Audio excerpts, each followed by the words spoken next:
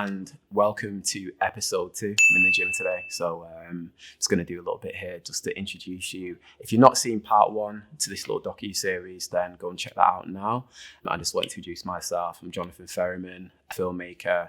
First couple of videos on YouTube, so you're gonna have to bear with me a little bit. I do massage therapy. I've also been a track athlete for more than 10 years now, and this docu-series is based around a few different conversations that I've been having with a few athletes and just trying to get a really clear picture of people's thoughts in this game and maybe give you a little bit of insight that you may or may not have known. So the next 2 people coming up are my 2 cousins, the twins, Ian and Mikey, and they're going to give you some clear views on what they think about this sport. And we were talking along the lines of, in terms of this sport, you know, what is it all about? Why do you do this sport? Is it about the accolades? Is it about the clout? Is it sort of what you can get out of this sport, and their thoughts on this? My personal thoughts, I think that the sporting world in general, compared to the bigger picture of somebody's life, is a very small thing. You know, you can concentrate a lot on your life and you can benefit quite a lot from a sport financially in terms of fame and everything like that. But as we all know, you know, in terms of sport, there's only going to be literally less than 1% of athletes that we will actually remember forever. You know, when Usain Bolt did 9.58, for instance, who remembers who came 3rd or 4th or 5th, or who remembers who came last? Nobody. But they are also some of the best athletes in the game. So I always think in terms of a sporting level or a sporting context, there's always a different sport. There's already, you know, the public will move on, and ultimately so will people move on from sport. And I feel like, you know, to make your whole life about this little sporting arena, for me anyway, I feel like I'm so much more than my triple jump PB. I feel like there's a lot more to me as a person than that. I'm not saying I don't want to be up there in this sport. I'm not saying I don't want to benefit from everything that this sport has to offer. But as far as I'm concerned, it's not the be all and it's not the end all of me, my life, and it's not solely what I'm here for. But the people, I love everything about it. Before I waffle on too much, I'm going to pass you over to, I think it's Mikey first, then Ian next.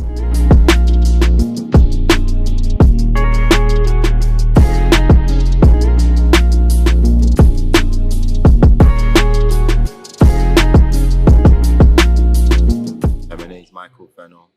I am a long jumper, veteran long jumper, 37. I am a performance coach as well in sprints and jumps, and I'm from Manchester. I'm a local lad who lives in the Longside area, and I chose athletics basically because, I've done a variety of sports, but this one especially, exceptional to me because I know exactly where I'm at in terms of what events I'm doing, and it's like a personal thing. So yeah, that's the reason why. So what is it about athletics that you particularly like, and why you found yourself at this point concentrating on athletics? The reason why I like athletics is it's an individual sport. Although it's an individual sport, you train in a group, and within that group, everybody has a different discipline. I originally started with 100 meters, and then I moved on to the 100 2, and I moved on to long jump. What I like about it is the feeling that you get when you're in a community of people that are essentially coaches and athletes are like going through the same journey. And as you go through that journey, you build up bonds, you build up resilience, and you learn how you definitely toughens you up in athletics. It's got to be at least 90% mental, and then the rest of it's obviously physical, and that's the beauty of athletics. The people that do athletics are nice people, kind people, tough. Obviously, I'm on the coaching side of things as well, so it's tough, but it's constructive criticism, and I believe that makes us stand out from some of the other athletes that are out there. And I'm saying Olympic-based sports, so yeah, that's what I find about it anyway. So when people talk about athletics, they always have an idea of, what level you should be at, and they ask, so, why aren't you at the Olympics, or are you going for the Olympics? What would you say to that? Does being at the top of, the sport mean that you're successful or not successful? What are your views on that kind of question that you would get from a lot of people, and that you can give them a bit of insight about? Well, when people ask me if I'm going to the Olympics, probably too old for that now. But personally, it was not a personal ambition of mine because I was doing other sports. So coming up in other sports, i.e., football, or I did wrestling and stuff like that. I come up in scouts and stuff. Something I always mention, because when people ask me that question, it'd be something at the time. I started at 19. I'd say, yeah, I enjoyed running. I think that's the premises of why you do a sport. You enjoy it first. You're not really aiming for anything specific apart from going for the enjoyment. I'm going to run a race. I feel fast, or I'm going to jump far. I'm going to throw far, and that should be for me. Should be the first passion. So it's like giving. So I'm giving to the sport, and whatever I give to the sport, you're going to get back. So I was giving to several sports. So I was only going to get so much back until I made that decision up till now to go into this one discipline. Subsequently, since doing that, I am number one currently, as it stands. Like, my twin brother is number one as well, in the long jump at V35 on masters level, and he is at sprint. So you end up getting the opportunity to represent Great Britain anyway. But what I will say is I think a lot of people compare it to football and the World Cup, or maybe elite sports, an elite sport, i.e. maybe tennis or golf. With all due respect to them, if you're funded well, you're going to go far. I think athletics, probably boxing, anything to do with sort of Olympic sports, very, very difficult to get sponsorship the way some of our sports are well funded as individuals. Basically, because why should they? Why should a specific sports brand give you sponsorship? And that's generally more the answers that I get. This is now currently speaking as a coach. Well, why should we sponsor this athlete? Why should we sponsor that athlete? And I'll say on camera right now. Sometimes it's your background, your postcode, the colour of your skin. That can land you or give anybody an advantage or disadvantage. So these things don't disappear. And most certainly, I believe that, yeah, you can have sponsors, but it doesn't mean that you're at the top of your game. You can be talented, but not necessarily reach your peak. But all in all, if you are motivated by yourself, you'll achieve what you want to achieve. And what that might be is different to each individual. And that's, for me, is my truth. It's not necessarily fact, but it's definitely my truth. So for me, as I said, I've achieved a lot. That's hand in hand with my twin brother, hand in hand with a lot of family members that I'm here now. We're all one unit, and that likewise with my colleagues and stuff. So is the Olympics the pinnacle for me right now? No. Can I help someone else reach that? Hopefully. But that'll be the same for any sport. If I could help someone get to a Wimbledon final, if I could help develop somebody in athletics that's going to take them to a professional football team, I'd love to do that. My main discipline would be to say, right, success is measured by what work I've done with that individual, and maybe they can return to this sport specifically and maybe like sponsor an athlete for a year or support them in their journey while they climb to the top. So that's what I would say. So the other side of it is people clout chase. So they see you've got like currently you'll have they talk about football players being faster than Olympic athletes, half of or maybe rugby players being faster than Olympic athletes, and I think that's because it's on TV more, it's televised. But the truth is, boys and girls, ladies and gentlemen, you're not probably a 12 and a 15-year-old that would hand it to you, and because it's our documentary, we'll tell you that. If there is any footballer out there or anyone that believes that they can do it, I'll always say, go down to your local's track, find one of the quickest kids, or even whether you're in Manchester or London, put your money down. If you win the race, take your money away back with you. And if they win the race, sponsor an athlete for a year. You know what I mean? That's in rugby or anything like that. But everything's ego driven, I guess, to a certain extent. The safety of having money within a sport perpetuates certain personalities up there, whether it be in athletics or in any other sport. And I think a lot of people intermingle that with how good you are with a team sport like football. With team sport like rugby, of course you can have outstanding players, but they're in a team. So it's easier for individuals to shine. Someone drops the ball or someone gives the ball away. A defender makes a great tackle and passes the ball up again to your partner, and boom, it's their glory. Somebody misses a kick in rugby. Somebody else runs in a try straight after that. It's more of a team game. Like, it's not individual like this game is. So there's a lot of clout chasers out there. Do I care?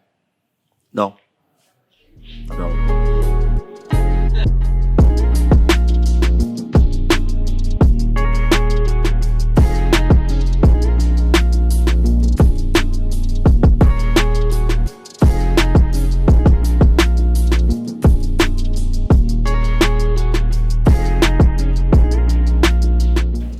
People, my name's Ian. I'm the other half of Mikey. I do the 100 discipline, sometimes do twos.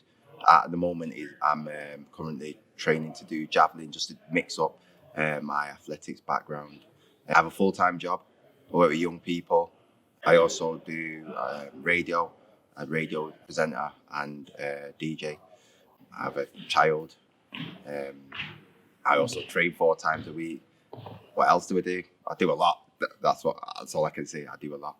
So what's your background in sport, and why athletics? Did you decide that this was a sport that you wanted to do and be committed to? So I've done Olympic freestyle wrestling. Got into that through my good friend Billy Cooper, and his dad's Mr. Cooper Senior, William Cooper Senior, then he introduced me to playing rugby. I played rugby, I think, from the age of maybe 10 or 9. I can't remember 100%. That was my main sport. Played that up until I was 19. Switched codes to rugby league. Played. Went on trial for a team in Leeds. I'm not going to mention the name because I wasn't there that long. But I played at that pro level. And then I did Thai boxing for about 4 or 5 years. Really enjoyed that. Played a little bit of football. I've been playing football in between all of that, to be honest. Fletcher Moss, everybody knows that team, really. And then after that, I got introduced into athletics. That was some years after. Started training for athletics at, I think it was 33. Yeah, 33. Started sprinting from 33. And then the rest is history. I'm an athletics man. I represent the Masters, ranked number 1 in the UK for the indoors at the moment, 2019. That's the indoors. And then the outdoors, I am number 1 at this moment, 100 meters with a 10:96. So when you talk to people, they always have an idea of what level you should be at as an athlete, and you might get a lot of questions along the lines of, why aren't you going to the Olympics, or do you want to go to the Olympics, and ask you questions about what you do, ask if you're fast and what you run the times in, and compare you to other sports. What would you say about that? So a lot of the questions now that I do, I represent the Masters in, for GB. It's a lot of the questions is, so what do you do? What event do you do? I'll say the 100, and then a lot of people are like, what time do you do? So sometimes I'll answer it, sometimes I won't, because if they think they can beat me, because I know what they're thinking, because I get asked a lot. Asked a lot. I've worked for these guys. I've been around professional athletes as it is. So they'll ask me that question, and then I'm like, why does it matter what time I do? Because they'll come out with a time like, I've done 10-2 or 10-1 for the 100, and I'm like, well, if you're doing 10-1, you'd be running in the Olympics. Do you understand how far 100 meters is? That kind of thing. The comparisons to, when I hear the football, say for instance, I heard, I think one of the commentators about Kylian Mbappe saying, "Oh, it's like an Olympic sprinter," and I was a bit like, "What are you talking about? Do you know what I mean? Like, it's not. There's no comparison. An Olympic sprinter is an Olympic sprinter. Usain Bolt's time is a ridiculous time, and even if you think a second ain't long, believe me, in terms of the 100, that could be 10-15 meters, maybe more. There are some fast professional athletes, and the reason why they're fast is because they're full-time professional athletes. As for me, I believe I'm sub-elite. I train 4 times a week. I work. I've got a full-time job, and it's hard to mix it in whilst you're coaching as well. So, without me waffling, I'm talking about this to say, basically, of course, if you are a professional athlete, full-time, getting your diet done, if you paid weekly, because some athletes that do athletics, they're not paid weekly or funded well, but they still perform at that level. It's because they're training full-time. Now, if I was training full-time, I think my time for the 100 would be pretty fast, because if I'm doing sub-11 at, I think it was when I ran the sub-11 at 35 and 34, and I've improved more and more. So my best time is 10.53, and I'm 37 now. What could have been like if I was a full-time athlete.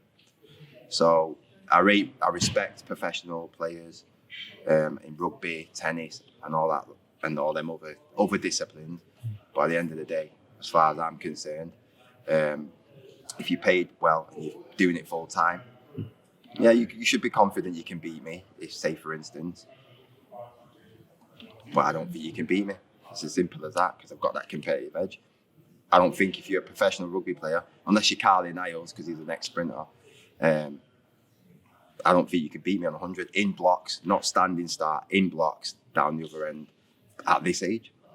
So, in your opinion, people always talk about, well, basically it's the clout, isn't it? Like how much money you get, what accolades you get in, sponsorship, what do you get? Like people always want to talk about that. So, in your eyes, does that mean, if you get those kind of accolades, medals, sponsorship, money, do you feel like that makes you successful as a person, as an athlete? What do you say to those people who may have something to say if you don't have that in this sport? Obviously, sponsorship, payment, and any endorsement, will help benefit certain athletes. But like I said on the previous question, I'm a very determined young person. My body is young as far as I'm concerned. Although the chronological age might be 37, but I feel young at heart, and I'm very, very highly competitive. So for me, if you're highly competitive, I don't believe that you have to be on that at super elite level and go to the Olympics. I have my own personal goals, which I've hit. I've made my national. I could compete for GB, and I'm happy with that. Like I said, it'd be nice to get a little bit of funding behind me or some sort of endorsement. But at the end of the day, I do a 9.5 and I'm still doing 10.553. The facts are there. I mean, so anyone that's out there who thinks, oh, I can't do it, no, if you push yourself, you can literally do anything. And what that is physical investment and mental investment. So yeah, that's what I say. Anyone that wants to go out and do anything, it is possible, but it takes hard work and hard graft. And if you set yourself small tasks and targets to do, I believe that you'll be pretty much satisfied, in my opinion. I'd love to go to the Olympics, but I'm not running 9.99.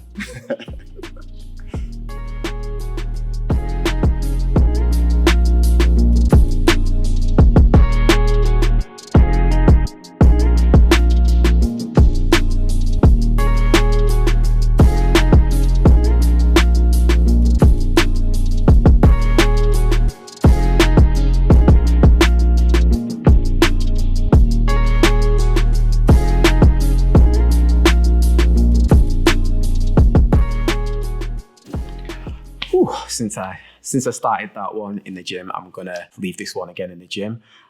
Great words just from Ian there, talking about kind of perseverance and talk about opportunities, and these are some really, really good stuff. So thank you again to Mikey and to Ian for being in the video. Stay tuned. As I said before, there's going to be a lot more stuff coming soon. Shooting a short film at the moment. I'm doing so much in terms of sport. I've got some promo videos that I'm going to drop, some little teaser trailers from that short film. So if you do like the video content, please like and share and subscribe. And I will see you in the next video. Take it easy. Thanks a lot.